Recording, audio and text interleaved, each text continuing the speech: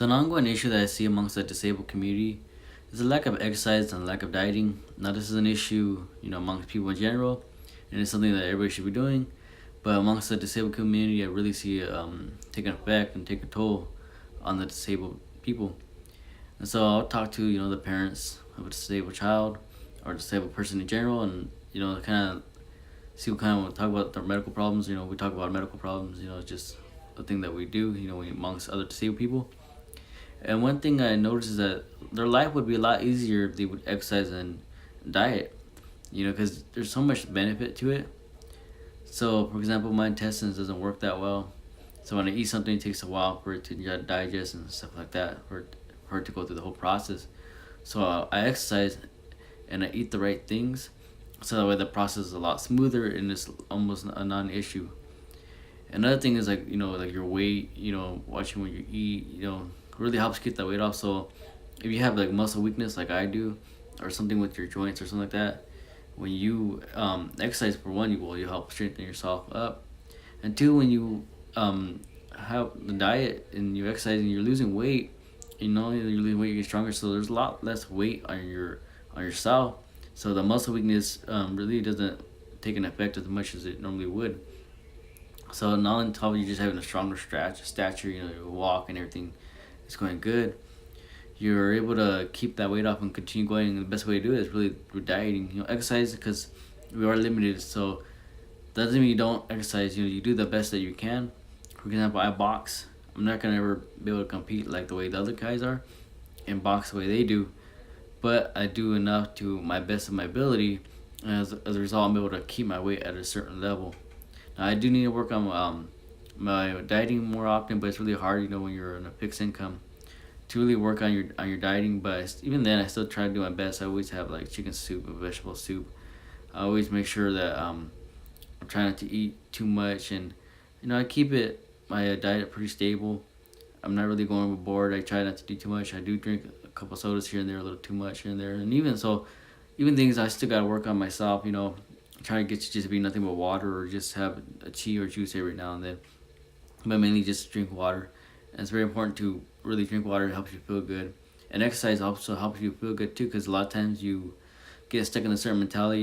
You can get depressed. You can get just sad, just being disabled and kind of looking at what you can't do.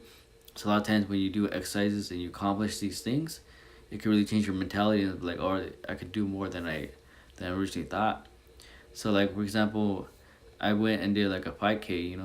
I did it at my own pace. It took longer than almost everybody else, but when I did it, I had this sense of self accomplishment, and really helped change my mindset. And boxing also helps change my mindset as well. When I go in the boxing club, I hit the bag and hit the speed bag, do all these things. It really changes my mindset, and also you get the health benefits.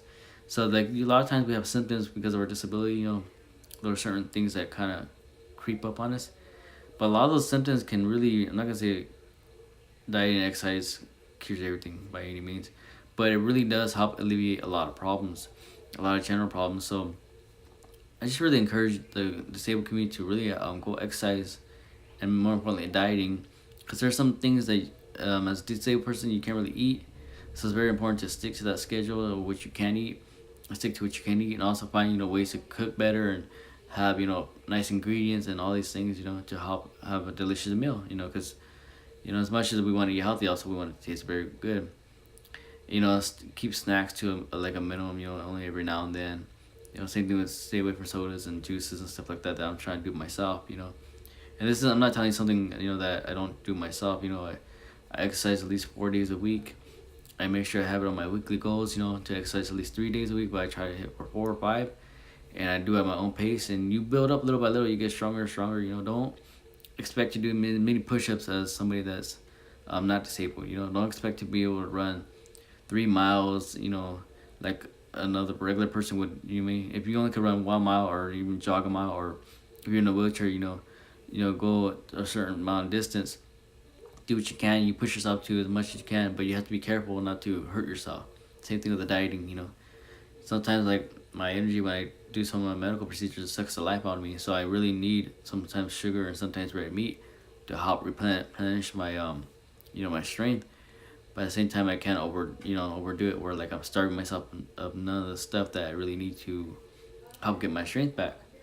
And also just keep in touch with your doctor, and then if you have a nutritionist. I know when I was younger, I had a nutritionist for 21 years. You know, I was at the hospital, and I still use what she told me till this day. You know, she always told me what vegetables to eat. You know, what fruits to stick to, and what kind of meat to stick to, and for my specific needs.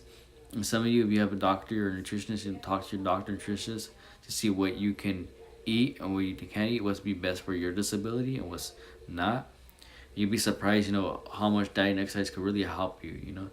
It really helps ease the pain. We're in pain all the time, so the ability to, diet and exercise can hopefully alleviate these problems. It's not gonna solve all your problems, but it does make life a lot easier. And in our case, that can go a long way.